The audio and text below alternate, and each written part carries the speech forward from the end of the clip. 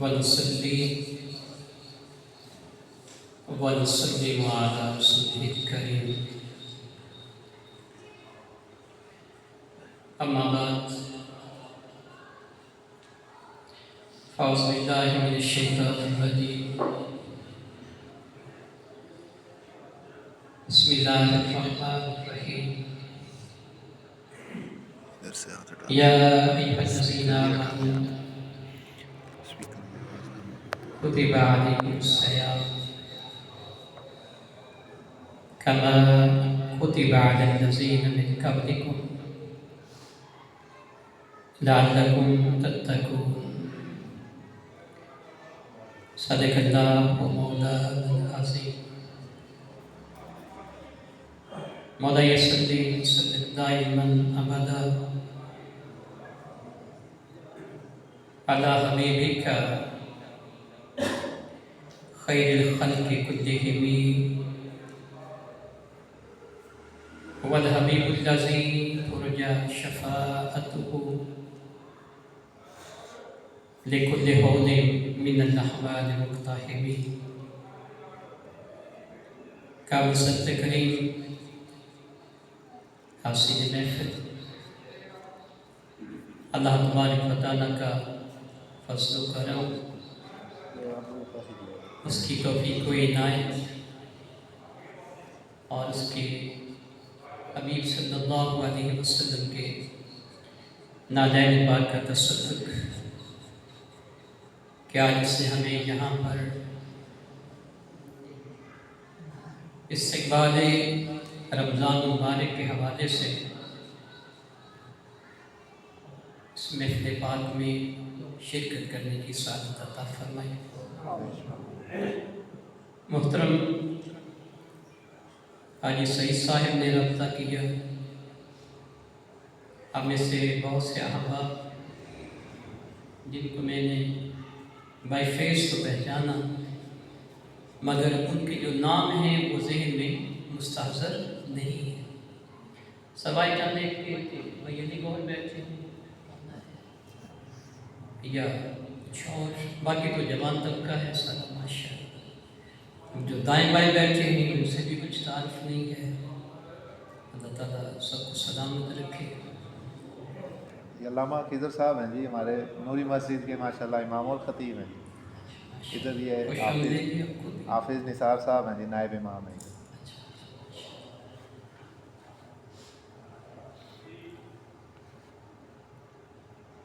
ویسے تو شاید میرے جانے کے بعد ایک دو بار میں حاضر ہوا تھا، اب میرا کافی عرصے کے بعد آنا ہوا۔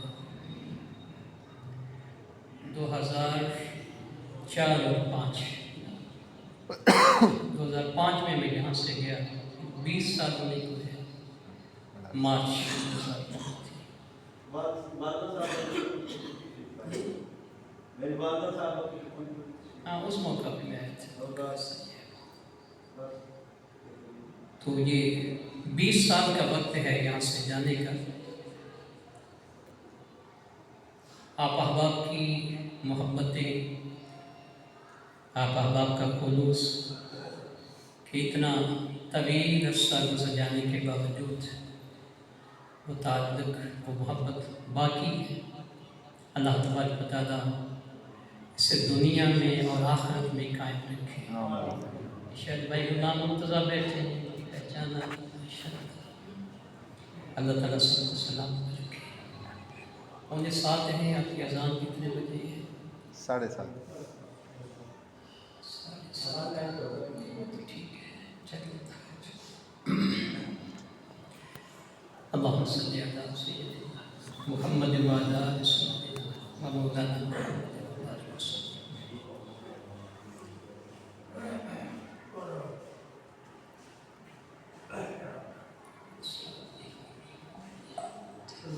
اگر اٹھ کے ملیں تو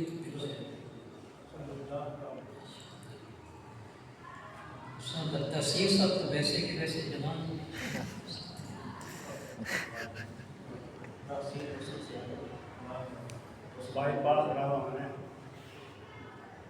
وہ تو اندر سے ہوا ہے نا، باہر تو ویسے۔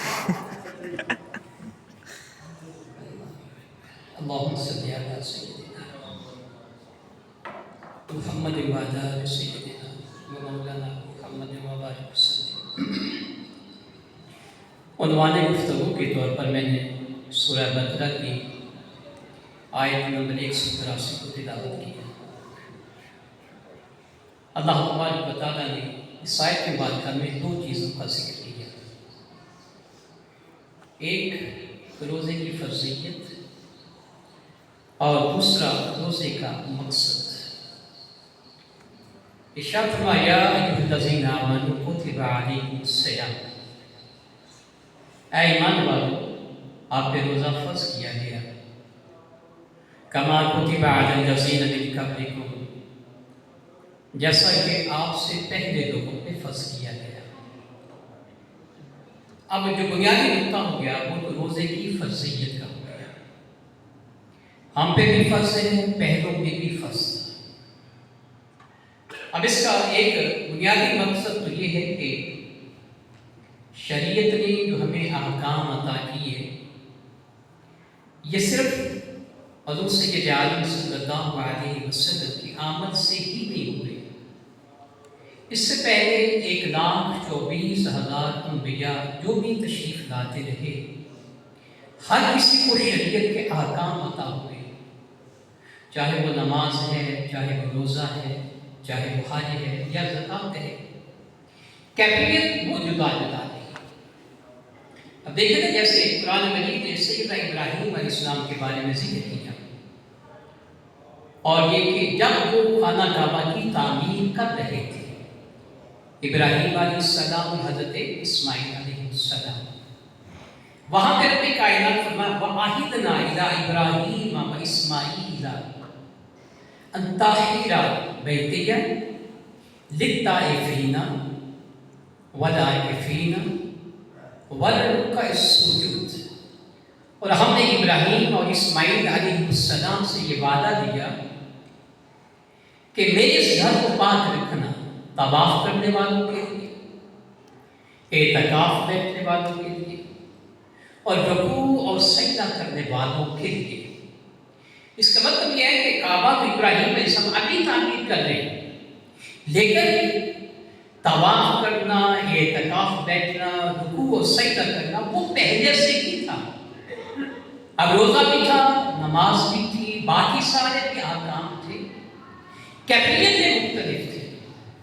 جیسے روزے کے بارے میں ہے کہ پہلی شریعتوں میں جو روزہ ہے، آپ نے جب افطاری کر دی اور سونے سے پہلے پہلے جو کھا پی لیا وہی ہے، آپ سو گئے تو پھر اگلی شام تک کھا پی کچھ نہیں سکتے، یعنی وہ کم و بیش 24 گھنٹے کے قریب وہ روزہ بن جاتا۔ ایسے ہی روزے کی عادت میں جس طرح کہ کو کھانا پینا منع ہے، بیویوں کے پاس جانا منع ہے، تو ایسے ہی رمضان کی راتوں میں بھی بیویوں کے پاس جانا منع تھا، مگر کچھ اسباب ایسے ہو گئے، واقعات ایسے ہو گئے کہ کھانا پینا بھی صبح سے شام تک ہو گیا، اور رات کے وقت میں بیویوں کے پاس جانے کی بھی اجازت ہو گئی۔ یعنی روزہ فرض پہلے سے ہی تھا، کیفیت مختلف تھی۔ سو بنیادی چیز ہو گئی کہ روزہ پہ فرض کیا گیا ہے جیسا کہ پہلی امتوں پہ فرض تھا۔ حضرت تاجدار کائنات صلی اللہ علیہ وسلم نے ارشاد فرمایا بنی الاسلام علی خمس، اسلام کی بنیاد 5 چیزوں پر ہے۔ شہادت ان لا الہ الا اللہ، یہ گواہی دینا کہ اللہ کے سوا کوئی معبود نہیں ہے، اور یہ کہ محمد صلی اللہ علیہ وسلم اس کے بندے اور اس کے رسول، اور نماز قائم کرنا اور زکوٰۃ ادا کرنا اور رمضان کے روزے رکھنا اور بیت اللہ کا حج کرنا۔ تو وہ جو 5 چیزیں ذکر کی ان میں سے ایک روزہ ہے، ارکان اسلام میں سے۔ تو فرض ہو گیا، اب اس طرف نہیں جانا، اس کے احکام کی طرف۔ مقصد کیا ذکر کیا؟ فرمایا لعلکم تتقون، روزے کو فرض کرنے کا مقصد یہ ہے کہ آپ متقی اور پرہیزگار بن سکو۔ اگر آپ قرآن مجید کا مطالعہ کریں تو اللہ تبارک و تعالیٰ نے متقین کی صفات بہت سی بیان کی ہے. اگر آپ سورہ بقرہ کی ابتدا کو پڑھیں، الف لام میم ذالک الکتاب لا ریب فیہ ھدی للمتقین. فرمایا یہ کتاب وہ ہے جس میں کوئی شک کی گنجائش نہیں، اور یہ ہدایت ہے پرہیزگاروں کے لیے. آگے متقین کی صفات بیان کی، الذین یؤمنون بالغیب. فرمایا متقی وہ ہیں جو غیب پر ایمان رکھتے ہیں. علامہ صاحب کو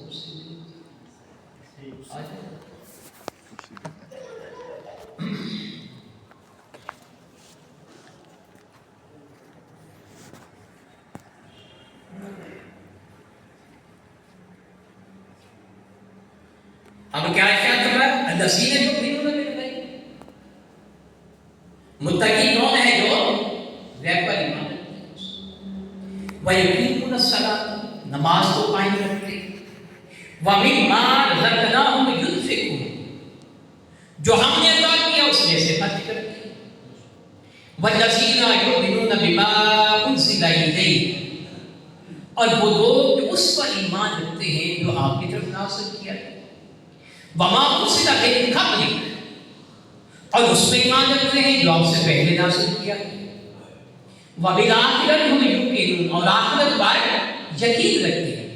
یعنی اس کا مطلب یہ ہوا کہ کوئی غیب پر ایمان رکھے، کوئی نماز کو پابندی سے ادا کرے، اللہ کی عطا کی ہوئے مال میں سے خرچ کرے، قرآن مجید پہلی آسمانی کتابوں پر ایمان رکھے، آخرت پر یقین رکھے، تو قرآن مجید ایسے بندے کو متقی کہتا ہے. کسی اور مقام میں کوئی شرط مت. وَسَارِعُوا إِلَىٰ مَغْفِرَةٍ مِّن رَّبِّكُمْ وَجَنَّةٍ عَرْضُهَا السَّمَاوَاتُ وَالْأَرْضُ. اے لوگوں، اپنے رب سے بخشش پانے کے لیے اور اپنے رب سے جنت کو پانے کے لیے اس کی طرف دوڑو. وہ جنت جس کی وسعت زمین و آسمان جتنی ہے، اُعِدَّتْ لِلْمُتَّقِينَ اور فرمایا وہ جنت جو متقین کے لیے تیار کی گئی. آگے پھر متقین کی صفات کو بیان کر دیا. فرمایا الذین ينفقون فی السراء والضراء وہ جو تنگی اور خوشحالی ہر حال میں اللہ کی راہ میں خرچ کرنے والے ہیں. والکاظمین الغیظ وہ جو غصے کو پی جانے والے ہیں. والعافین عن الناس لوگوں کو معاف کر دینے والے ہیں. واللہ یحب المحسنین اور اللہ تعالیٰ احسان کرنے والوں سے محبت فرماتا ہے. والذین اذا فعلوا فاحشۃ او ظلموا انفسهم ذکروا اللہ یہ وہ لوگ کہ جب اپنی جانوں میں ظلم کر بیٹھے یا کوئی بے حیائی کا کام کر بیٹھے تو فوراً اپنے رب کو یاد کر دیتے اور اس سے معافی مانگتے. وہ ساتھ کیا کرتے؟ وَمَن يَغْفِرُ الذُّنُوبَ إِلَّا اللَّهُ اے مولا بتا کہ تیرے سوا ہے کوئی بخشنے والا. پھر فرمایا وَلَمْ يُصِرُّوا عَلَىٰ مَا فَعَلُوا وَهُمْ يَعْلَمُونَ. فرمایا جب انہیں پتہ چل جائے کہ ہم نے یہ گناہ کا کام کیا ہے اور وہ جان لے تو پھر وہ گناہ کا کام دوبارہ نہیں کرے. یہ ساری کیا ہے؟ یہ متقین کی صفات ہے.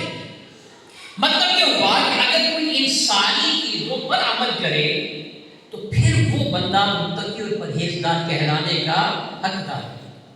مگر روزہ فقط اکیلی وہ عبادت ہے کہ اس ایک کرنے سے رب کائنات فرماتا لعلکم تتقون امید ہے کہ پھر تم متقی اور پرہیزگار بن جاؤ گے.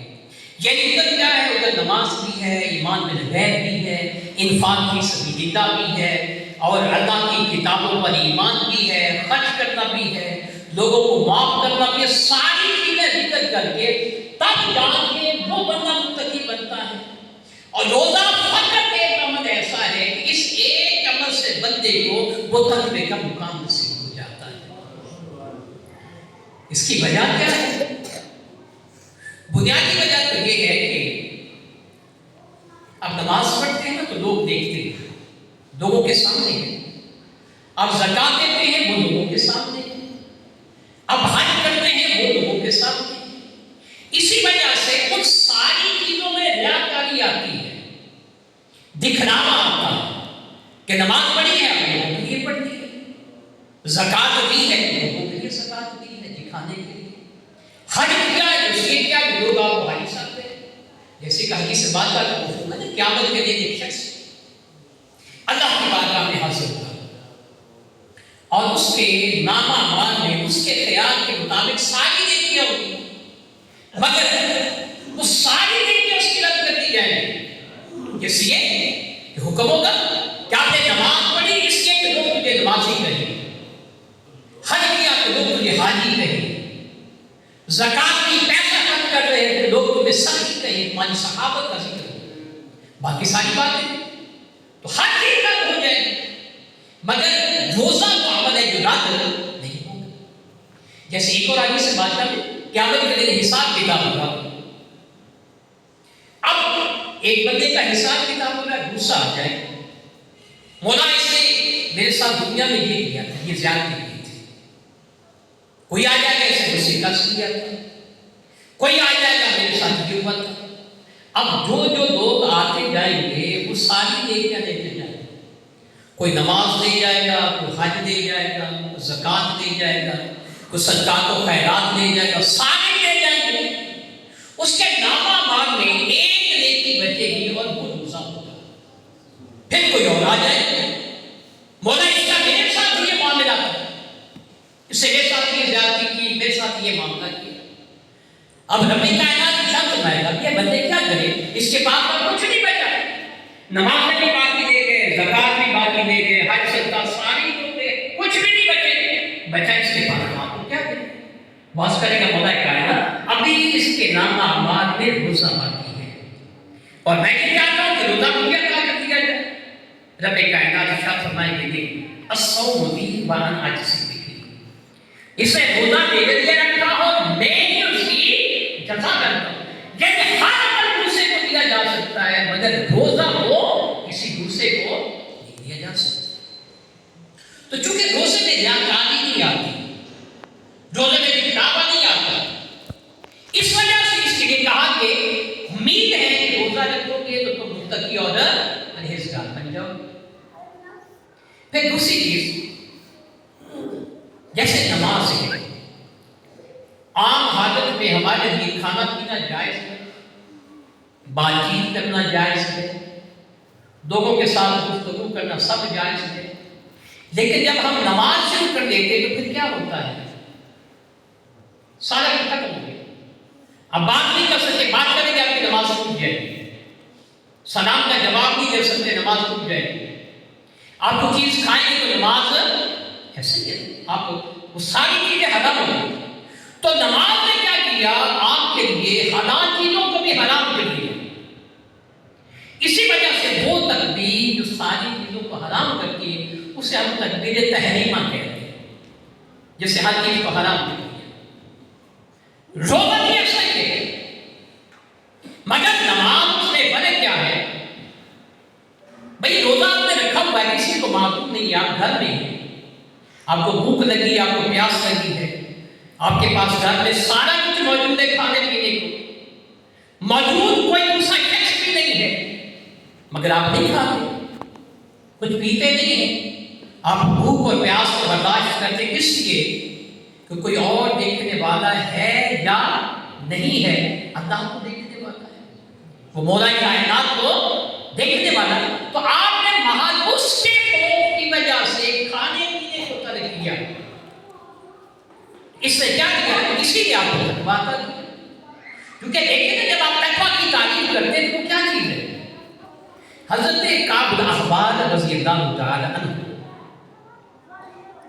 یہ یہود کے بہت بڑے عالم تھے، یہودی عالم کو ہبر کہا جاتا ہے اور احبار اس کی جمع ہے، یعنی آپ اتنے بڑے عالم تھے اکیلے ہی کئی علماء کے برابر آپ کا مقام تھا، اس وجہ سے آپ کو احبار کہا جاتا ہے۔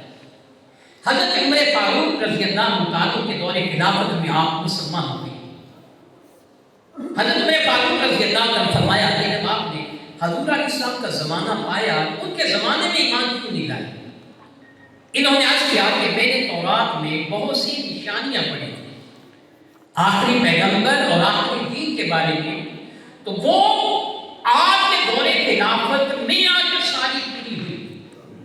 تو میں ابتدا میں کہا کہ میں ساری نشانیاں پوری دیکھ لوں تو پھر ہی مانتا. اب اس سے حضرت ابن فاروق نے پوچھا کہ تقویٰ کی تعریف کیا ہے؟ آپ نے جواب ارشاد فرمایا کہ تقوی کی مثال ایسے ہے جیسے ایک تنگ گزرگاہ. جیسے آپ کھیتوں میں چلتے ہیں، دو کھیتوں کے درمیان ایک پگڈنڈی ہوتی، گزرگاہ ہوتی. فرمایا جیسے ایک تاریخ تنگ راستہ جس کے دونوں طرف کانٹے دار جھاڑیاں ہوں کہ اگر آپ اپنے دامن کو پھیلا کے آزادہ نہ چلے تو آپ کا دامن کبھی ادھر ادھر جائے اور کبھی ادھر ادھر جائے. تو اگر آپ اس تنگ راستے پر اپنے دامن کو اس طرح سمیٹ کے گزرے کہ آپ کا دامن کانٹوں سے الجھنے نہ پائے، اس چیز کا مطلب ہے کہ آپ نے تقویٰ اختیار کیا. یعنی زندگی ہے نا، زندگی کے ہر قدم پر ہمیں ہزاروں چیزیں ملتی ہیں. یہاں نفس ہے، یہاں پہ شیطان ہے، یہاں پہ دنیا کی لذتیں ہیں، عیش و عشرت کا سامان ہے، باقی ساری چیزیں وہ ہمیں اپنی طرف مائل کرتی پھینکتی ہیں. تو تقویٰ کیا ہے؟ اپنے آپ کو ساری چیزوں سے بچا دے گا. پھر حضرت تاجدار کائنات صلی اللہ علیہ وسلم نے تقویٰ کی ایک مثال بیان کی، اور وہ یہ کہ ایک سرکاری چراگاہ ہے اور ایک عام لوگوں کی چراگاہ ہے. یعنی ایک وہ جگہ جہاں سرکاری جانور چلتے ہیں. اب تو وہی زمانہ پرانے وقتوں کی بات. اب ادھر سرکاری چراگاہ ہے، ادھر عوام کی چراگاہ ہے، درمیان ایک حد فاصل ہے. وہ جو حد فاصل ہے وہاں تک عوام کو اجازت ہے کہ اپنے جانوروں کو لے جائیں. اب آگے سب شرط ہے کہ ادھر وہ چراگاہ ہے، ادھر عام لوگوں کی ہے، مگر کوئی بندہ اپنے جانور کو اس حد تک نہیں لے کے جاتا جس حد تک لے کے جانے کی اجازت ہے. کیوں لے کے نہیں جاتا؟ اس خیال سے کہ اس کنارے پہ پہنچے تو کہیں جانور اس سے آگے نہ چلا جائے. تو فرمایا جس نے یہ عمل کیا اس نے تقویٰ اختیار کیا. اب اس کو سادہ سے یوں سمجھیں کہ ایک چیز ہمارے لیے منع ہے، حرام ہے، ایک چیز ہمارے لیے مباح ہے. یعنی کرنا جائز ہے، حرام نہیں ہے، منع نہیں ہے. مگر ڈر یہ ہے کہ اگر ہم وہ مباح کام کرنے لگ جائیں تو اس کی وجہ سے کہیں وہ ممنوع کام نہ کرنے لگ جائیں. اس وجہ سے آگے مباح کام کو بھی روک دیا گیا. اب بات تو آگے آنی تھی مگر مثال کو سمجھانے کے لیے یوں سمجھے کہ روزہ ہے کھانے پینے اور جماع سے رک جانے کا نام. نیت کے ساتھ دیکھ کے رکھتے. اب مرد عورتیں شادی شدہ ہیں، اب ہم اس کی تو منع ہے روزے کی حالت میں، مگر شہوت کی حالت میں چھو دینا بھی بوسوں کے نال کر دینا یہ منع نہیں ہے. لیکن اگر ڈر یہ ہو کہ آپ یہ عمل کریں گے تو دوسرے کام میں نہ پڑ جائیں، ویسے شریعت نے اس کام سے بھی منع کر دیا. حالانکہ وہ جائز عمل ہے، مباح عمل ہے، مگر اس سے چونکہ دوسرے کام میں پڑنے کا ڈر تھا اس وجہ سے اس کام سے روک دیا. اب یہی بات تقویٰ کی ہے کہ ایک چیز وہ ہے جو منع کر دی گئی، بھئی یہ حرام ہے، یہ ممنوع ہے. اب روزے نے کیا کیا؟ اس نے ہمارے لیے جو جائز چیزیں تھیں ان کو بھی روک دیا. کھانا پینا جائز تھا، روزے کی حالت میں روک دیا گیا. میاں بیوی کا تعلق جائز تھا، روزے کی حالت میں روک دیا گیا. اور چونکہ بنیادی چیز کیا تھی کہ دیکھنے والا کوئی نہیں سوائے رب کی ذات تھی، اور روزہ وہ عمل ہے جو ظاہر بھی نہیں ہے کہ آپ لوگوں کو دکھاتے بھی نہیں کہ میں روزہ دار ہوں، دیکھنے سے پتہ چل جائے. اس لیے رب کائنات نے روزے کے بعد فرمایا لعلکم تتقون. روزہ فقط وہ اکیلی عبادت ہے جس سے بندے کو تقویٰ نصیب ہوتا ہے. پھر اس میں ایک اور چیز ہے، وہ ہے کہ یہ بندے کو صبر عطا کرتا ہے. صبر وہی نہیں کہ میں پیاس کرتا ہوں. آپ کو بھوک لگی ہے، آپ کو پیاس لگی ہے، آپ کے سامنے سارا کچھ ہے مگر آپ نے نہیں کھایا. کس وجہ سے نہیں کھایا؟ کہ مولا دیکھ رہا ہے، رب کائنات دیکھنے والا ہے، اگر یہ کوئی اور دیکھنے والا نہیں ہے۔ تو گویا روزے نے آپ کو ایک سبق دولت دی ہے کہ سارا کچھ ہونے کے باوجود آپ نے خود پہ قابو رکھا، کھانے پینے سے روک کے رکھا، خود پہ کنٹرول رکھا، کچھ کھایا پیا آپ نے نہیں ہے۔ تو یہ سبق آپ نے عطا کیا روزے۔ پھر اسی کے ساتھ دوسری چیز جو ہے سبق کے ساتھ اس نے شکر سکھایا، جیسے آگے چل کے مقام اللہ تعالیٰ نے اسی بات کو ذکر کیا، فَلَعَلَّكُمْ تَشْكُرُونَ، تاکہ تم اللہ کا شکر ادا کرو۔ یہ شرط ہے۔ اب دیکھیے دن بھر کی بھوک اور پیاس ہے، کھایا کچھ نہیں، پیا کچھ نہیں، عجب حالت ہے۔ ظاہر ہے کہ جو بندہ نیا روزہ رکھے اس کے لیے تو مشکل ہو جاتا ہے۔ جیسے وہ ایک بات ہے نا کہ کوئی ذمہ دار تھا، اس کا ایک ملازم تھا، تو ذمہ دار نے اس سے کہا بھائی آپ روزہ رکھے آپ کو انعام دیں گے، منہ مانگا۔ اب اس نے کبھی زندگی میں روزہ رکھا نہیں تھا، اب اپنے مالک کے ذمہ دار کے کہنے میں روزہ رکھ دیا۔ اب آدھا دن گزرا، بھوک اور پیاس تنگ کر رہی ہے، اور بھوک اور پیاس نے تنگ کیا، تھوڑی دیر اور گزری تو ہاتھ بائی شروع ہو گئی، رونا شروع ہو گیا، یہ کچھ اللہ کر کے شام ہو گئی، روزہ افطار کر دیا۔ اب وہ جو ذمہ دار تھا وہ چل کے آیا اور خوش ہوا کہ والد کو آپ نے روزہ رکھا۔ اس نے کہا مانگو کیا مانگنا ہے، روزے کے نام میں مانگو۔ اس نے ہاتھ مانگ کے کہا کہ باقی روزے معاف کرنا، اور کچھ نہیں مانگتے، کیا کریں باقی روزے۔ یعنی آپ نے سارا کچھ برداشت کیا ہے، سبق سیکھا ہے آپ نے۔ شام کا وقت ہوا تو رب کائنات نے آپ کو اس سے زیادہ دے دیا کھانے کے لیے۔ اسے حضور کائنات صلی اللہ علیہ وسلم ارشاد فرمایا للصائم فرحتان، فرمایا روزہ دار کے لیے دو خوشیاں ہیں، فرحت عند الافطار، ایک خوشی ہے جب آپ روزہ افطار کرتے ہیں، وفرحت عند لقاء الرحمن، اور ایک خوشی وہ ہے جب قیامت کے دن رحمان سے ملاقات ہوگی۔ اب دیکھیے روزہ کیا ہے، بھوک اور پیاس ہے، لیکن ذرا ہم اپنے روزے کے بارے میں سوچیں، ہمارا روزہ کیسا ہے؟ سحری و افطاری میں ذرا غور کریں ہم کیا کرتے ہیں۔ دیکھتا ہے آپ زور پڑھتے گئے تو آپ کی افطاری کی تیاری شروع ہو، یہ لے جاؤ یہ لے جاؤ یہ لے جاؤ۔ جس گھر میں کچھ زیادہ خراب ہوتے ہیں ان کی خواتین بیچاری تو لگ گئی اسی کام پہ گئی، پکوڑے بنا لے، فلاں شربت بنا لے، فلاں کر دی، اور ان کا اکثر کا روزہ افطار بھی کچن میں ہی ہوتا ہے، ایسا ہی ہوتا ہے۔ پھر ماشاءاللہ آپ کھانے میں جب بیٹھتے ہیں تو پھر اگلا پچھلا سارا کچھ بھولتے ہیں، ایسا ہی ہے۔ سحری کیا دیکھیں آپ معقول میں اتنا نہیں کھاتے، ناشتہ کرتے ہو کہ ایک روٹی سے ہو سکتا ہے وہ بھی کچھ کھاتے ہیں، مگر سحری میں کیا کرتے ہیں وہ پراٹھے کھاتے ہیں، اور ایک کی بجائے دو اور تین کھاتے ہیں، ایسا ہی ہے۔ وہ ایک صاحب نے لکھا تھا بھی وہ جیسے مزاج چلتا ہے جو راکٹ جاتے ہیں خلا میں، اس میں کیا ہوتا ہے ایندھن کے دو تین حصے ہوتے ہیں، ایک کو آگ لگی وہ جل گیا وہ الگ ہو گیا، پھر دوسرے کو لگی وہ الگ ہو گیا، پھر ایسا ہی ہوتا ہے، وہ راکٹ خلا میں پہنچ جاتا ہے۔ تو ایک صاحب کہنا کہ ہمارے لوگوں کا خیال یہ کہ ہم تہیں جماتے ہیں نا میدے کے اندر، بھائی ایک چیز ہے وہ 12 بجے تک چلے گا ایک حصہ، پھر دوسرا 4 بجے تک چلے گا، اور تیسرا حصہ وہ ہمیں شام تک پہنچا دے گا، تو ہم خوب تہیں جماتے ہیں کھانے کے۔ تو سحری میں بھی ایسا معاملہ، افطاری میں بھی ایسا معاملہ، یعنی ہم اپنی معمول سے زیادہ کھا دیتے ہیں، افطاری میں بھی ایسا ہوتا ہے اور سحری میں بھی ویسا ہوتا ہے۔ تو جب ہم نے معمول سے زیادہ کھا لیا اس کے نتائج ہمیں کہاں سے ملیں گے، اس کے اثرات ہمیں کہاں سے ملیں گے؟ اتنا کھایا ہے، نماز بہت سارے احباب کو مسجد میں آ کے جماعت کے ساتھ پڑھ لیتے ہیں، زیادہ تو وہ بھی نصیب، وہیں پہ بیٹھے کھایا، وہیں پہ توفیقوں کی 2 رکعتیں پڑھی اور وہیں پہ دم دیتے ہیں، اور پھر اٹھیں گے کب جا کے ہوتے شام کی افطاری ہے تو وہاں بھی ایسے ہی۔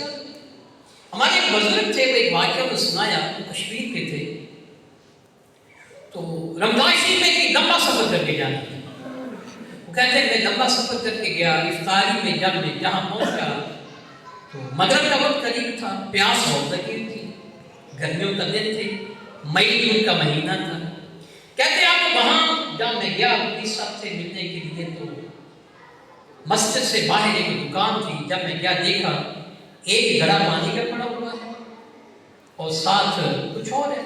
تو میں نے اس بندے سے کہا کہ آپ ایسا کریں کہ اس پانی کا جو گھڑا ہے اس میں 2 کلو شکر ڈال دیں. شکر ڈال دی. کہتے ہیں میں نے وہ 2 کلو شکر سمیت وہ سارا گھڑا منہ کو لگایا اور میں پی لیا. اب پی لیا. اب مجھے نماز پڑھنا مشکل لگ رہا ہے کہ میں نماز کیسے پڑھوں. وہ ایک الگ آگے بات ہوگی کہ میں مسجد میں گیا تھا کہ نماز پڑھنا بڑا مشکل ہے. مگر جو ہمارے پیر صاحب تھے وہ جیسے باہر تشریف لائے اور مجھے اشارہ کیا کہ ذرا جماعت کرا دیں. کیا اشارہ کیا کیا کریں. صاحب کہنے کہ میں پریشان ہو گیا. پہلے اپنی نماز پڑھنا مشکل تھا تو یہ حکم ہو گیا جماعت. مگر فرماتے وہ جماعت کروائی اللہ نے اس کو کچھ ساتھ لگا دیے وہ. مگر کہنے کا مطلب یہ کہ وہ اتنے متقی پرہیزگار بندے ہیں تو حاجی تاجی کا کیا ہے کہ پورا بڑا وہ جو عام لوگ ہیں منع کیا شروع. تو جب ہم اتنا کچھ کھاتے پیتے ہیں تو پھر وہ ہم نتائج سے معلوم ہے. صحابہ کرام کے بارے میں آتا ہے کہ مطلب وہ جو غزوہ بدر میں گئے تھے گھر سے پیسے لے کے گئے, کھانے پینے کا سامان بھی ساتھ لے کے گئے, تیر تلوار وہ بھی ساتھ لے کے گئے اور آگے چل کے پتہ چلا کہ ہم نے تو جنگ لڑی. مدینہ منورہ سے 200 کلومیٹر سے زیادہ دور ہے بدر کا میدان. وہاں پہ پیدل کر کے گئے, اتنا سفر کر کے روزے کیا ہے. اب صحابہ نے کہا بیان کیا کہ ہمیں ایک کھجور سحری کے لیے ملتی تھی اور ایک کھجور افطاری کے لیے. اب سننے والوں نے کہا اور وہ بھی 2 بندوں, ایک کھجور 2 بندوں کو ملتی سحری کے لیے اور 2 کو کیسے کرتے تھے. انہوں نے کہا کھجور کو کھاتے نہیں تھے, اس کو منہ میں رکھ کے اس کو چوستے رہتے تھے اور جو زبان کا دم ہوتا ہے نا اس کے ساتھ شامل ہوتا رہتا ہے تو چوس چوس کے ہم اپنے پیٹ کو بھر دیتے تھے. ادھر روزے کی عادت تھی. آقا علیہ السلام صوم وصال ہے. کئی دن گزرے سحری تالی نہیں کی. صحابہ کرام کو پتہ چلا کہ آپ ہم صوم وصال رکھتے سحری تالی نہیں کرتے, اسی طرح بغیر کھائے پی. صحابہ کو بھی شوق لگے کیا کہ ہم صوم وصال رکھتے تو ہم بھی رکھتے. اب 2 دن گزرے 4 دن گزرے, وہ تو اللہ کے نبی تھے, یہ وہ تھے تقاضے پورے نہیں ہو سکتے. اب کمزوری نڈال ہو گئے, مسجدوں میں آنا کم ہو گئے. اب نمازی کام ہے آگے سے پوچھا وہ فلاں نظر میں آ رہے کی کریں. اب کا یاسرہ وہ سارے آپ کی سنت پہ عمل کرتے ہوئے صوم وصال رکھ رہے ہیں. آگے سب کو بلا دیا اور بلا کی شرط میں کیوں کیونکہ ایک حدیث میں آ گیا تو واسق وطنحانہ نواسی یا سورہ آپ کو صوم وصال رکھتے اور ہمیں منع کرتے ہیں کہ ہم صوم وصال رکھیں. آپ کے سامنے فرمایا لست تحیتکم, اے میرے صحابہ میں تمہارے جیسا نہیں ہوں. کہیں پہ فرمایا تم میں سے کون میری مثل ہے. انا بھی کئی درمی یطعمنی ویسقین, میں تو رات اپنے رب کے ہاں گزارتا ہوں, وہ مجھے کھلاتا بھی ہے اور مجھے پلاتا بھی ہے. تو اللہ کے نبی کا حال ہوں گے کہ وہ کئی دن تک نہ کھائے پیے تو کمزوری والے نہ ہو, بھوک کے ساتھ نہ ہو. یہ تو نبوت کے اظہار کے بعد ہے. تو پہلے بھی جو ہم واقعات پڑھتے ہیں تحدث تنہائی آنے سب کو پسند ہوئی. اعلان نبوت سے جو پہلے کے چند سال تھوڑا سا سامان دیتے, کھجورے دی, پانی دیا, تھوڑا سا سامان دیا, وہ غار حرا میں چلے گئے. 5 دن کا سامان لے کے گئے, 10-20 دن مہینہ گزار کے آئے واپس, اور مہینہ 40 دن گزار کے آئے تو کھجورے بھی ویسے واپس آ رہی ہیں, پینے کا پانی بھی ویسا واپس آ رہا ہے اور باقی سامان بھی. یعنی 35-40 دن بھی گزارے ہیں تو کھانے پینے کی حاجت نہیں ہوئی. اب یہ کیا ہے کہ اس میں کیا ہے, وہ رب کی رضا, اس کی جو اطاعت, اس کی فرما برداری, اس کے دیدار کی لذت وہ کیسے نصیب ہوتی. اب دیکھیں نا یہ تو حضور سید عالم صلی اللہ علیہ وسلم کو کام جن بندوں کا میں نے وہ سفر والی بات سنائی کہ وہ مشرق مٹکا گڑا والا وہ پانی کا پی گئے. انہوں نے ہمارے جو حضرت رحمۃ اللہ علیہ کشمیر والے ان کا ایک واقعہ ذکر کیا. حضرت کسی کشمیر کے ایک مسجد میں تھے, وہ کہتے ہیں میں ان کے ساتھ 1 ہفتہ رہا. قبلہ صاحب رحمۃ اللہ علیہ مسجد کے ساتھ ایک حجرہ ہوتا تھا, اس میں رہتے. کہتے ہیں 24 گھنٹے کے بعد حضرت صاحب وہ عصر کے بعد اپنے حجرے کا دروازہ کھولتے, مجھے پیسے دیتے کہ جاؤ جا کے باہر سے کھانا کھا لو, اور اپنے لیے وہ تازہ ٹماٹر منگواتے. کیونکہ وہ بازار کا کھانا نہیں کھاتے، اس کو نہیں پسند کرتے۔ ٹماٹر میں بات کر، حجرے کا دروازہ بند، 24 گھنٹے کے بعد پھر دروازہ کھلتا اثر پہ، اور میرے لیے کوئی حکم ہوتا کہ میرے لیے ٹماٹر لے اور آپ جا کے کھانا، اور وہ ساتھ یہ بیان کرتے تھے، اور مجھے معلوم نہیں کہ وہ جو میں ٹماٹر دے کے آتا تھا وہ بھی کھاتے تھے یا کہ نہیں کھاتے تھے۔ چلے میں ایک بات اس پہ آپ کو سمجھاتا ہوں، ایک اور بات کرتے ہیں۔ تقویٰ کی بات ہوتی ہے کہ کیسے حاصل ہوتا ہے۔ ہمارے تقویٰ میں بڑی رکاوٹ بازار کے کھانے کیا ہے؟ جب بازار سے کھاتے ہیں، چاہے وہ پکوڑے سموسے ہوں، چاہے کوئی اور چیزیں ہوں، وہ سب سے بڑی رکاوٹ کیا ہے؟ وہ بازار کے کھانے۔ ہمارے لوگوں کی ایک بات ہے کہ ایک صاحب آ گئے، کشمیر کا علاقہ اگر بعض آپ نے دیکھا ہو تو پہاڑی علاقہ ہے، چھوٹی چھوٹی وادیوں میں کھیت ہوتے ہیں، اکثر لوگوں کے گھر کے مکان کی دیواریں نہیں ہوتی، یہ ایک کھیت ہے وہیں پہ مکان، یعنی چھوٹی چھوٹی فصلیں، وہاں سب کی مسجدیں ہیں، طلباء ہیں، تو جیسے بھی یہ مکئی ہوگی تو چھلیاں ہوتی ہیں، بعض طالب علم وہ توڑ دیتے ہیں۔ ایک صاحب آئے، انہوں نے آپ کی کہا کہ آپ اپنے بچوں کو کیا پڑھاتے ہیں؟ یہ ہماری چھلیاں توڑ کے کھا جاتے ہیں۔ قبلہ صاحب رحمۃ اللہ نے ایک کیفیت میں ایک ایسے نظر ڈالی ان پہ، اب اس صاحب کو کشف صدور حاصل ہو گیا۔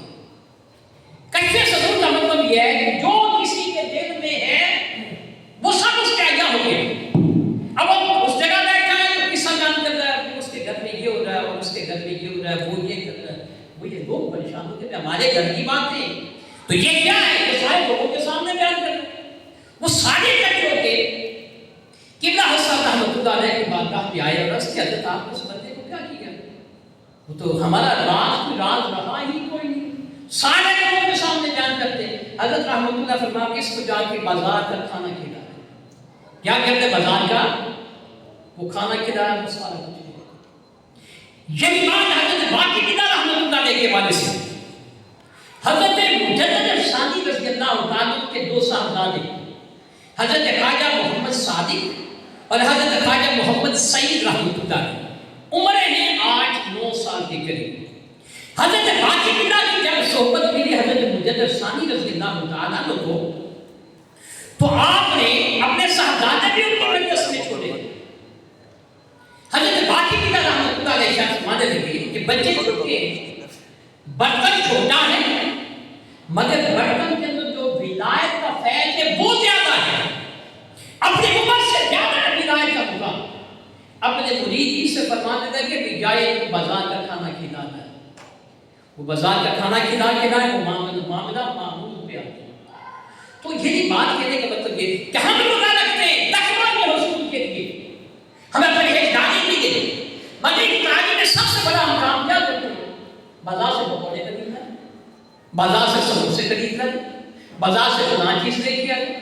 تو جب ہم نے افطاری ہی اس چیز سے کی ہے جس میں برکت کوئی نہیں، جس میں روحانیت نام کی چیز کوئی نہیں، جس میں جو ہمارے اپنے اندر کی روحانیت ہے اسے بھی ختم کرنا ہے، تو پھر ہمیں وہ تقویٰ کہاں سے ملنا ہے؟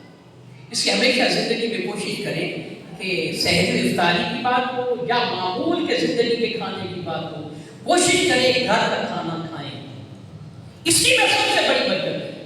صاف ستھرا ہے، صاف ہاتھوں کا بنا ہوا ہے، اور اس میں بھی کوشش کریں کہ آپ نماز کے پابند ہیں تو آپ کے گھر والے بھی نماز پڑھیں۔ تو اب بات اور کر نکل گئی، تو بات قرآن مجید نے کیا کہا کہ تمہیں شکر ادا کرو، تو روزے سے پہلی چیز کیا ہے؟ صبر ملتا ہے۔ پھر روزے سے انسان کو شکر کا ایک جذبہ ملتا ہے کہ دن بھر وہ بھوکا رہا، پیاسا رہا، کچھ نہیں کھایا پیا، دن ایسا گزار دیا، شام کا وقت آیا تو ہزاروں نعمتیں اکٹھی ہو گئی۔ جب ہزاروں نعمتیں اکٹھی ہوئی تو رب کائنات اس بندے کو اس طور پر شکر کا موقع عطا کرتا ہے کہ مولا تو نے دن بھر روزے کی توفیق دی، تیری رضا کی خاطر کھانے پینے سے رکے رہے، اور اب تو نے افطاری کے وقت اتنا کچھ عطا کر دیا کہ جتنا ہمیں رمضان کے علاوہ باقی دنوں میں نصیب یہ چیز عادت ہوگی۔ پھر ایک اور چیز جو روزہ ہمیں عطا کرتا ہے وہ ہے ایثار و قربانی کا جذبہ۔ اب دیکھنے کی بات ہے کہ جو بھرا ہوا پیٹ ہوتا ہے اسے بھوکے کی کیا خبر؟ بھوکے کی حالت کو وہی جانے گا نا جو خود بھوکا ہے. جو بھوکا نہیں ہے، پیٹ بھرا ہوا ہے، جس نے پیٹ بھر کے کھاتے رہنا، اسے بھوکے کا کیا احساس؟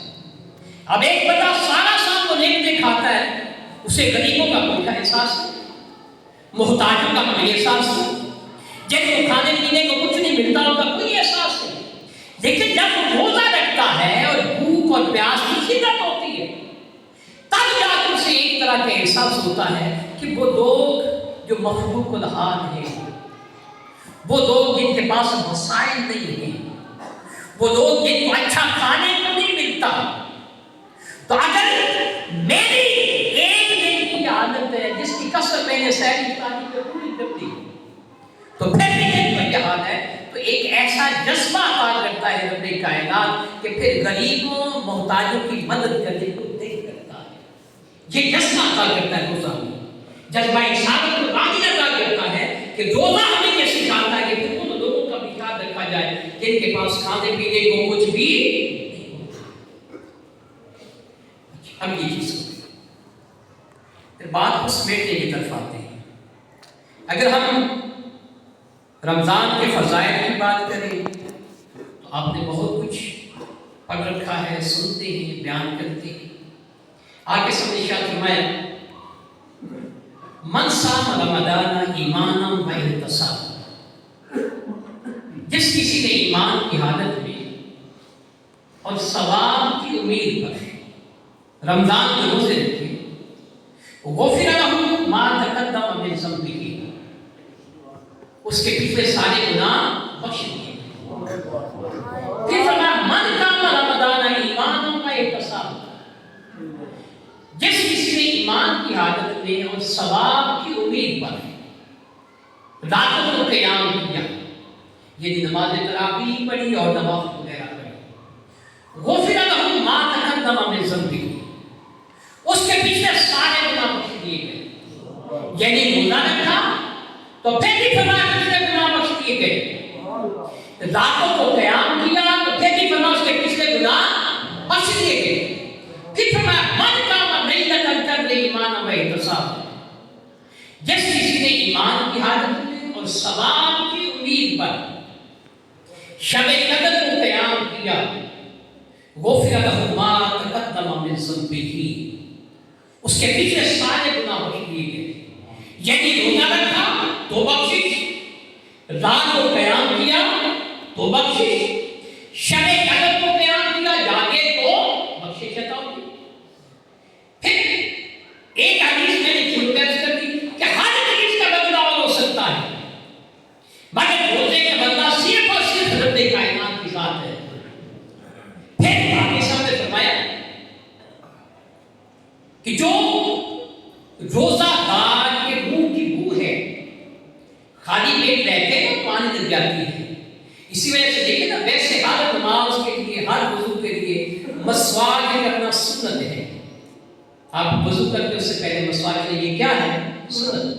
لیکن جب آپ روزے کی عادت میں ہوتے ہیں تو نصف دن گزرنے کے بعد، یعنی جو آپ کی ظہر اثر مغرب کی نماز آتی ہے، اس کے لیے سنت یہ ہے کہ آپ مسواک نہ کریں. کس لیے نہ کریں؟ کہ مسواک کریں کہ آپ کا منہ صاف ہو جائے گا، اس سے بو نہیں آئے گی.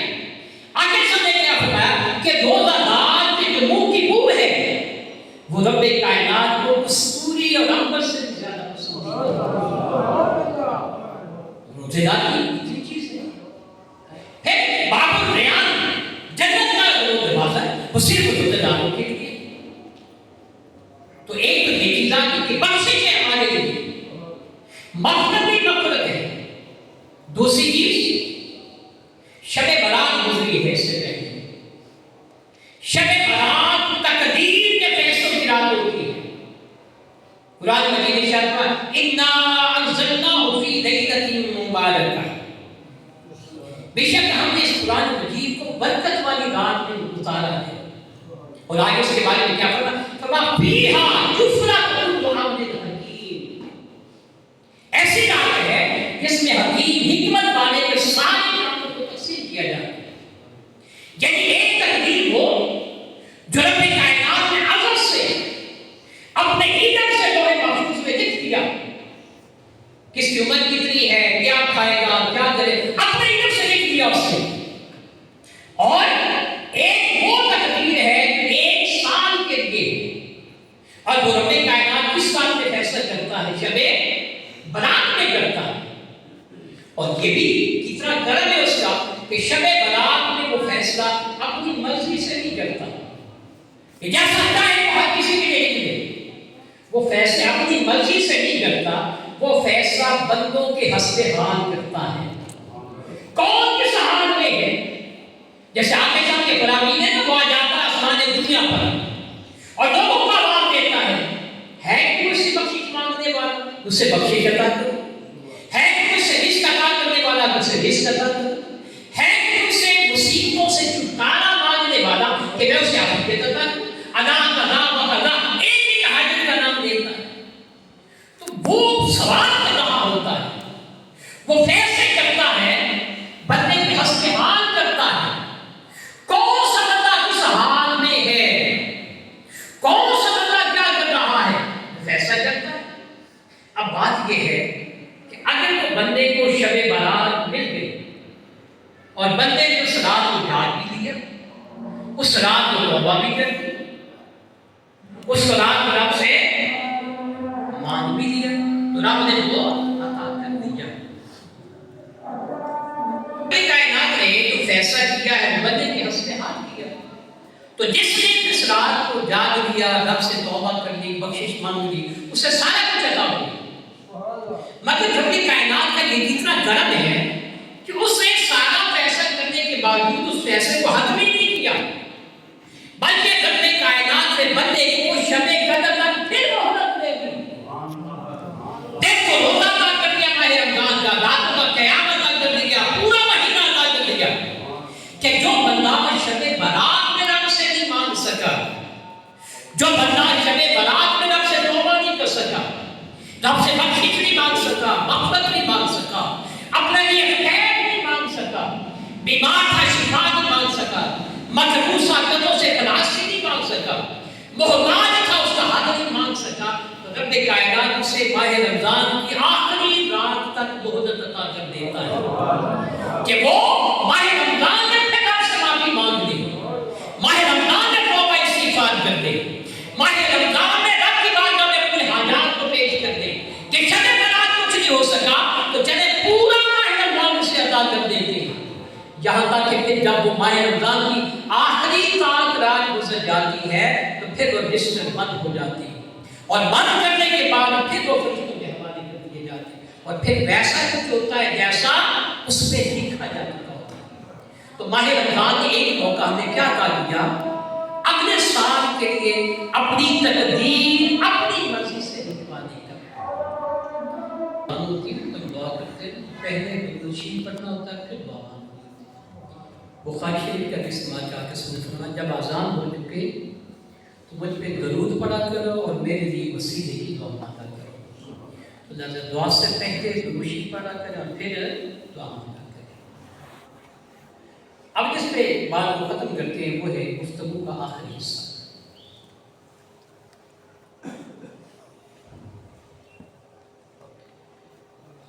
ہمارا یہ جو جسم ہے، اگر اس کے بہت سے اعضاء ہیں مگر بنیادی طور پر ہم دو چیزوں کو شمار کرتے ہیں، ایک جسم ہے اور ایک روح ہے. جب تک روح جسم میں ہے تب تک زندگی ہے، روح جسم سے نکل جائے تو پھر موت ہے. لیکن دونوں کے تقاضے مختلف ہیں. روح کا تقاضا اور ہے، جسم کا تقاضا اور ہے. جسم کا تقاضا ہے کھانا پینا، یہ اچھی خوراک مانگتا ہے، اچھی چیزیں مانگتا ہے، اچھا لباس مانگتا ہے، اچھی وضاحت مانگتا ہے. ایسے ہی ہوتا ہے. آپ نے شادی بیاہ پہ جانا ہے تو کیا کام کرتے ہیں؟ جوتا نیا ہو، لباس نیا ہو، اچھی چیز سب سکتی ہو. خواتین تو اس معاملے میں بہت آگے ہیں، اس کا تو پھر ہم نے کیا ذکر کرنا. بازار دیکھیں گے تو سارے اسی چیز میں بھرے پڑے ہیں. ایسا ہی کپڑے خریدیں گے تو کپڑے کے ساتھ پھر پٹکن پتہ نہیں کیا سے کیا ہے، کوئی اضافی چیز. یعنی یہ جسم میں تقاضا ہے، اس سے اچھا لباس چاہیے، آپ گھر سے نکلتے ہیں تو شیشہ کس لیے ہوتا ہے؟ کس لیے اپنے آپ کو دیکھنا میں کیسے لگتی ہوں، میں کیسا لگ رہا ہوں، وزن کرنا کیسے ہے. تو جسم کیا کرتا ہے؟ جسم خوراک مانگتا ہے، جٹھا کھانا مانگتا ہے، جٹھا لباس مانگتا ہے، یہ دھوپ و نماز مانگتا ہے، یہ ظاہری کچھ نمائی مانگتا ہے. یہ کیا ہے؟ یہ ہمارا جسم ہے. روح اس کے برعکس ہے. ہمارا جسم پھیلتا ہے، ترقی کرتا ہے کھانے پینے سے. اب آپ دیکھیں نا جو غریب لوگ ہوتے ہیں جن کو کھانے کو کم نصیب ہوتا ہے تو وہاں پہ کیا ہوتا ہے؟ رنگ زرد ہے، ہڈیوں کا ڈھانچہ ہے، جسم پہ گوشت نام کی کوئی چیز نہیں. تو جو کھانے پینے کھلانے کے لوگ ہیں وہاں پہ آپ کو نظر آ جائے گا، جسم بھی صحت مند ہوگا، تر و تازہ ہوگا، چہرے پہ آپ کو سرخی بھی دکھائی دے گی، پتہ چلے گا یہ کھانے پینے کھلانے. تو جسم کا تقاضا کیا ہے؟ اچھی خوراک، اچھا لباس. یہ جسم کا تقاضا ہے. آپ جسم کو اچھی خوراک دیں گے، اچھا کھانا دیں گے، آپ کا جسم ترقی کرے گا، آپ کا جسم طاقتور ہوگا، آپ کا جسم توانا ہوگا. یہی چیزیں میں نے روز کے میں کہا کہ افطاری کا وقت ہوتا ہے تو سارا زور کس پہ ہوتا ہے؟ کھانے پینے پہ ہوتا ہے. یہ جتنا کچھ جمع ہو جائے، جوس ہو جائے، خدا ہے، تو وہ کس لیے کہ وہ جسم اس کا تقاضا کرتا ہوتا ہے. جسم اس چیز کی حاجت ہوتی ہے، وہ تقاضا کرتا ہے. روح کا تقاضا اس سے برعکس ہے. جس کا جسم کھانے پینے سے ترقی کرتا ہے، کھانے پینے سے مضبوط ہوتا ہے، انسان کی روح بھوک اور پیاس سے مضبوط ہوتی ہے. آپ جسم کو جتنا کمزور کریں گے، اسے جتنا بھوکا رکھیں گے، جتنا پیاسا رکھیں گے، روح اتنی طاقتور ہوتی چلی جائے گی. اس لیے اس کا تقاضا بھوک اور پیاس ہے، جسم کا تقاضا کھانا پینا ہے. تو روزہ ہمیں کیا کرتا ہے کہ وقتی طور پر یہ ہمیں کمزوری دیتا ہے کہ ہم نے صبح سے لے کر شام تک کچھ نہیں کھایا پیا. اور جو صحیح معنی میں روزہ رکھتے ہیں وہ سحری اور افطاری بھی کم کرتے ہیں. تو رمضان کے بعد آپ کو محسوس ہو جائے گا کہ اس نے روزہ رکھا ہوا ہے. ہاں جب وہ اچھی خوراک کھاتا ہے، سحری افطاری اچھی کرتا ہے، تو ضروری نہیں ہے کہ وہ روزے سے کمزور ہو. کہ اس نے اچھی خوراک کھائی ہے، اس نے اپنے جسم کی ضرورت کو پورا کیا ہے تو روزے بھی رکھے، اپنے آپ کو کمزور بھی. لیکن جو بندہ کھانا پینا کم کر دے ویسے تو روزہ بھی رکھے تو آپ کو محسوس ہوگا کہ اس بندے نے روزہ رکھا. اب یہ بات ہے. تو یہ کیا ہے؟ جسم کی خوراک سے جسم بڑھتا ہے. روح کس سے ترقی پاتی ہے؟ بھوک اور پیاس لینے سے. اب صحابہ کرام کو دیکھیں گے، دیکھنے میں کمزور نظر آتے ہیں، نحیف نظر آتے ہیں، ہڈیوں پر ڈھانچہ نظر آتے ہیں، مگر کیا ہے جب میدان جنگ میں جاتے ہیں تو پھر بڑے سے بڑے پہلوان جو کہ آگے ٹھہر نہیں پاتے. حضرت علی رضی اللہ عنہ نے ایک آدمی چھوٹا ہے، کیسا جسم ہے، مگر مرہم جیسا ہے تو اسے بھی پچھاڑ دیا، اور بڑے بڑے آئے اسے بھی. یہ چیز ہے. اب دیکھیں شیخ سعدی رحمۃ اللہ علیہ نے اس حکایت کو، حدیث کو ذکر کیا. آخری سب کے زمانہ مبارک میں ایران کے کسی علاقے سے یا شاید کسی یمن سے جو وہاں مسلمان، اس نے ایک حکیم بھیجا مدینہ منورہ کہ وہاں پہ جائے مسلمان ہیں ان کے علاج معالجے. وہ ہفتہ 10 دن 15 دن رہے. آخری سب کی بارگاہ میں آئے کہ میں آیا تھا یہاں پہ لوگوں سے علاج کروانے کے لیے، مگر کسی نے مجھ سے دوائی نہیں، کوئی علاج کروانے کی نہیں آیا. حضور علیہ السلام نے ارشاد فرمایا یہ کھانا اس وقت کھاتے ہیں جب ان کو بھوک لگتی ہے، اور ابھی بھوک باقی ہوتی ہے تو یہ کھانا چھوڑ دیتے ہیں. کیا کھانا کب کھاتے ہیں؟ جب بھوک لگتی ہے، اور ابھی بھوک باقی ہوتی تو یہ کھانا چھوڑ دیتے ہیں. اب میدے کے بارے میں یہ کہا جاتا ہے کہ ہمارا میدا کھانے کے 20 منٹ بعد بتاتا ہے کہ میں بھر گیا ہوں. یہ اگر آپ نے کھانا کھا کے رکے ہیں نا تو 20 منٹ کے بعد آپ کو احساس ہوگا کہ میرے پیٹ میں کتنا کچھ گیا ہے. تو 20 منٹ کے بعد بتاتا ہے. اور ہم اس کھاتے رہتے ہیں جب تک معدہ بولتا نہیں ہے نا. اس میں کہ بزرگوں نے کہا کہ 3 چیزیں ہوتی ہیں, ایک حصہ پانی کے لیے ہوتا ہے, ایک کھانے کے لیے اور ایک سانس لینے. تو ایک بندے نے خوب کھایا بیٹھ کے, تو کسی بڑے نے ڈانٹا کہ یہ آپ نے کیا کیا؟ اس نے کہا کیا ہوا؟ اس نے کہا کہ پیٹ کے 3 حصے ہوتے ہیں, ایک کھانے کا ہوتا ہے, ایک پانی کا ہوتا ہے اور ایک سانس لینے کے ہوتا ہے. تو اس نے کہا کوئی بات نہیں, ہم نے تو 3 حصے کھانے سے بھر دیے. اس نے کہا جو پانی ہے وہ کہیں نہ کہیں گھس ہی جائے گا, جب اوپر سے ڈالیں گے تو پانی کہیں نہ کہیں, اور سانس کی خیر وہ آئے گا. جن جسم کے تقاضے, روح کا تقاضا بھوک اور پیاس ہے, جیسے کہ حدیث کا مفہوم ہے نا, قیامت کا دن ہوگا, رب کائنات نفس کو اپنے سامنے کھڑا کرے گا اور سوال کرے گا بتا تو کون ہے اور میں کون ہوں. نفس کہے گا انت انت وانا انا, تو ہے میں ہوں. اللہ شاہ فرمائے گا اسے 1000 سال تک کھڑا رکھا جائے گا, 1000 سال تک کھڑا رہے گا. پھر سامنے ہوگا, پھر سوال ہوگا تو کون ہے میں کون ہوں. وہ کہے گا تو ہے میں. کئی آزمائشوں سے گزارا جائے گا مگر ہر بار اس کا ایک ہی جواب ہوگا تو ہے میں. پھر حکم ہوگا اسے 1000 سال تک بھوکا پیاسا رکھا جائے گا. جب 1000 سال تک بھوکا پیاسا رکھنے کے بعد اسے رب کی بارگاہ میں پیش کیا جائے گا اور سوال ہوگا بتا تو کون ہے اور میں کون ہوں. اس وقت نفس کہے گا تو مولا ہے, میں تیرا بندہ ہوں. سبحان. یعنی سب سے زیادہ چیز جو نفس کو قابو کرنے والی ہے وہ کیا ہے؟ وہ بھوک اور پیاس ہے. روح اسی سے ترقی پاتی ہے. جسم اور روح دونوں ہمارے جسم کا لازم و ملزوم ہے. جسم کا تقاضا اچھی خوراک ہے, روح کا تقاضا بھوک اور پیاس ہے. ماہ رمضان آتا ہے تو وہ ہمیں جسم کی ترقی کے لیے نہیں وقت دیتا کہ ہم اپنے جسم کو طاقتور بنائیں, اپنے جسم کو مضبوط بنائیں, اپنے جسم کو تازہ بنائیں. ماہ رمضان یہ نہیں سکھاتا. ماہ رمضان ہمیں بھوکا پیاسا کر کے ہماری روح کو طاقتور کرتا ہے, ہماری روح کو مضبوط کرتا ہے.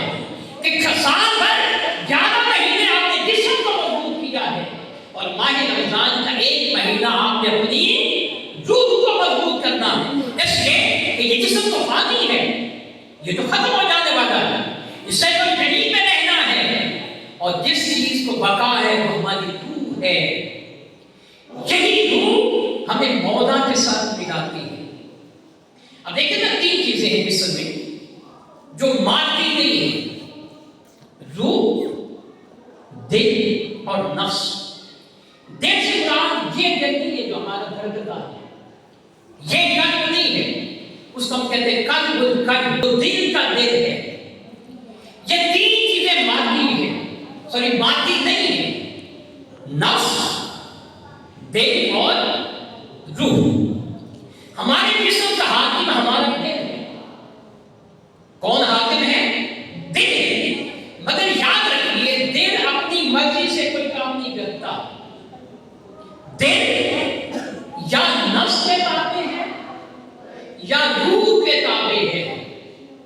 اگر آپ نے جسم کو مضبوط کیا, کھانے پینے پہ رہے, دنیا کی حیثیت پہ لگے رہے, دنیا کی لذتوں سے متفرغ ہو کے دنیا میں اپنے دل کو لگائے رکھا, تو آپ کا نفس طاقتور ہوگا.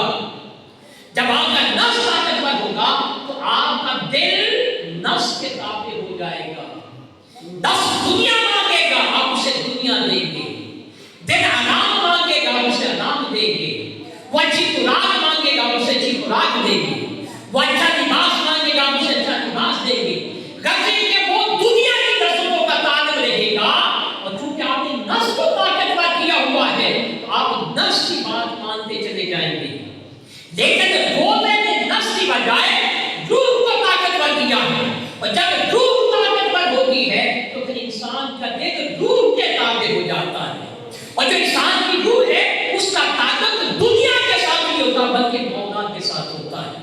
اس کا تعلق مانا اللہ کے ساتھ ہوتا ہے, اس کا تعلق رب کائنات کی ذات کے ساتھ ہوتا ہے. تو جب روح طاقتور ہو جاتی ہے تو دل انسان کی روح کے تابع ہو جاتا ہے. تو جب روح کے تابع ہوتا ہے پھر انسان پر نیکی کا اثر غالب رہتا ہے, پھر عبادت کا غالب رہتا ہے، پھر تقویٰ پرہیزگاری کا اثر غالب رہتا ہے، پھر اللہ کی عبادت و بندگی کا اثر غالب رہتا ہے، اللہ کی ذات کے لیے قربانیاں دینے کا اثر غالب رہتا ہے، اور وہ مقام حاصل ہوتا ہے جو روزے کے بارے میں قرآن مجید نے کہا لعلکم تتقون، تاکہ تمہیں تقویٰ اور پرہیزگاری نصیب ہو جائے۔ تو آج کی گفتگو کو سمیٹتے ہوئے پیغام یہی ہے کہ ماہ رمضان آ رہا ہے، ہم نے وقت گزارنا ہے۔ اب دیکھیں تو سارا سی بات کیا ہے، جہاں روزے کا معاملہ ہوتا ہے کہ روزے دار نے تو روزہ رکھ دیا اور اسے پتا ہے کہ میں بھوکا پیاسا ہوں، مجھے اجر کتنا ہے، تو جو روزہ نہیں رکھتا وہ روزے دار سے زیادہ تک ہوتے ہیں، جب بھی کچھ نہیں ملا کھانے کو، بازار بھی کچھ نہیں ملا، لوگ کیا کہیں گے، اس سے بھی زیادہ تک ہے کہ بھوکے بھی رہے اور کھانے پینے کو ملا بھی کچھ نہیں۔ تو ماہ رمضان میں ایک چیز تو یہ ہے کہ اس کا حکم ہے روزہ رکھنا ہے۔ دوسری چیز کیا ہے، حضور تاجدار کائنات صلی اللہ علیہ وسلم نے کیا فرمایا، بہت سے روزہ دار ایسے جنہیں بھوک اور پیاس کے علاوہ کچھ حاصل نہیں ہوتا، اور بہت سے راتوں کو جاگنے والے ایسے ہوتے ہیں جنہیں قیام کے علاوہ کچھ حاصل نہیں ہوتا۔ روزہ رکھنا ہے، تراویح نہیں پڑھنا ہے، راتوں کو جاگنا بھی ہے، مگر اگر روزے کے تقاضے پورے نہیں کرتے تو بھوک اور پیاس کے علاوہ کچھ نہیں ملنا۔ آگے سے فرمایا جیسے بھوک کا روزہ ہے نا، پیٹ کا کھایا پیا کچھ نہیں، فرمایا زبان کا بھی روزہ ہے، آنکھ کا بھی روزہ ہے، کان کا بھی روزہ ہے، ہاتھ پاؤں کا بھی روزہ ہے۔ زبان کا بھوک کا روزہ کیا ہے؟ کھایا پیا کچھ نہیں۔ زبان کا روزہ کیا ہے؟ اس سے غلط بات نہیں نکالنی۔ آنکھ کا روزہ کیا ہے؟ کسی غلط چیز کو دیکھنا نہیں ہے۔ کان کا روزہ کیا ہے؟ کسی غلط بات کو سننا نہیں۔ اب آپ نے روزہ رکھ دیا، دن نہیں گزرا تو فلم لگا کے بیٹھے، فلم کے بہانے دن گزر جائے۔ اب فلم دیکھنے کے بجائے قرآن مجید کی تلاوت کیوں نہیں کر دیتے، ذکر اذکار کیوں نہیں کر دیتے کہ وہ آپ کے وقت کو بھی گزارتا ہے اور آپ کو اچھا جو ثواب بھی عطا کرے گا۔ تو بات کیا ہوئی کہ ہر چیز کا روزہ ہے، اس روزے کو کیا کریں، راتوں کو جاگنا ہے اس کا کیا کریں، دن کا ذکر اذکار ہے اس کا کیا کریں، یعنی جو شریعت کا احکام ہے اس میں عمل کریں گے تو ہی صحیح معنوں میں روزے کے مقصد کو حاصل کریں۔ ایک مثال ہے، سادہ سی بات ختم کرتے ہیں۔ ایک مولانا صاحب نے اعلان کیا کہ جو بندہ 40 دن باجماعت نماز پڑھے گا میں اس کو بطور انعام ایک بھینس دوں گا۔ کیا کرے گا؟ اب ایک صاحب نے کہا بڑی اچھی بات ہے، 40 دن نمازیں پڑھتا رہا۔ جب 40 دن گزر گئے تو وہ آیا اور کہنے لگا مولانا صاحب میں نے 40 نمازیں پڑھی ہیں، ذرا میری بھینس نکالو۔ وہ کہنے لگے اللہ کے بندے ہمارے پاس کہاں سے میں نے اس سے کہا تھا کہ چلے نماز کیا ہو جائے گی، 40 دن پڑھیں گے لالچ میں تو نماز کیا ہو جائے گی، وہ نماز پڑھتے رہیں گے۔ اس نے کہا مولانا مجھے بھی پتا تھا کہ آپ نے بحث بھی دے دی، اس کے پھر میں بھی بغیر وضو کو پڑھتا رہا، میں بھی کیا کرتا رہا۔ چلے ایک مثال اس پہ بات کرتے ہیں۔ ایک چور تھا، وہ چوری کرنے گیا بادشاہ کے محل میں۔ آدھی رات کا وقت ہے، بادشاہ اور اس کی بیوی بیٹھے جاگ رہے ہیں، ان کی ایک ہی بیٹی ہے، بات بھی کر رہے کہ رشتہ کس کو دے، ظاہر بیٹی کا رشتہ بھی دینا اور آگے اسے بادشاہ بھی سنبھالنی ہے۔ تو خیال کیا کہ نیک بندہ ڈھونڈے تو جو اور بیٹی کا بھی خیال کرے اور بادشاہی کو بھی۔ بات کرتے کرتے کہنے لگے کہ ہماری جتنی شہر کی مساجد آئمہ کے ذمہ لگا دیتے ہیں کہ وہ لوگوں کی ہاتھ ہی لگائیں، جو 40 دن باجماعت نماز پڑھ دے اس کو ہم بیٹی کا رشتہ دیں۔ اب چور میں سمجھے یہ تو موجود نہیں، بادشاہی کے لیے مشکل کام ہے کوئی نہیں۔ اب ڈیوٹی لگی، باقی کسی کو نماز رہ گئی، کسی نے وقت پہ پڑھی، کسی جماعت کے بغیر پڑھی۔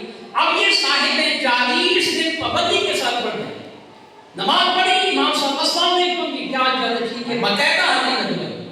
اب 40 دن گزر گئے، اب تسبیح لے کے مسجد کے کونے میں بیٹھ گیا کہ ابھی بادشاہ کا پیغام آئے گا۔ اب تسبیح لے کے بیٹھا، تھوڑی دیر گزری، بادشاہ کا بندہ آ گیا اور اس سے کہنے لگا چلو بھی تمہیں بادشاہ سلام خدا دے۔ اب اس نے کہا چلے بات مان تو رہی ہے، تھوڑا سا نخرا تو کر نہیں۔ جب کہا کہ بادشاہ خدا دے، کہنے لگا مجھے بادشاہ سے کوئی غرض نہیں، بادشاہ کو اس سے کام ہے اگر وہ ملنا چاہتا ہے تو جہاں پہ آ جائے، میں بادشاہ سے مل نہیں جاؤں گا۔ اب سپاہی نے جا کے کہا بڑا پہنچا ہوا بزرگ ہے، وہ تو آپ سے ملنا ہی نہیں چاہتا. وہ کہتا ہے بادشاہ کو ملنا ہے تو میرے پاس آ کے ملے، میں نے بادشاہ سے. بادشاہ نے کہا کہ بات تو ٹھیک ہے، کام تو ہمیں اس وقت ہم سے کوئی بات نہیں. بادشاہ نے کہا چلو میں ٹھیک ہے مسجد چلیں. آواز پہنچی جناب نے بادشاہ سلامت مسجد تشریف لا دے. اب اس بندے کو اس موقع پہ آ کے ٹھوکر لگی. اس کے دل میں خیال آیا، اس نے کہا مولا میں نے 40 سے نمازیں پڑھی، تیری رضا کے لیے نہیں، تجھے خوش کرنے کے لیے نہیں پڑھی. بادشاہ کی بات سن کے کہ جو 40 سے نمازیں پڑھے گا میں اسے بیٹی کا رشتہ دوں گا.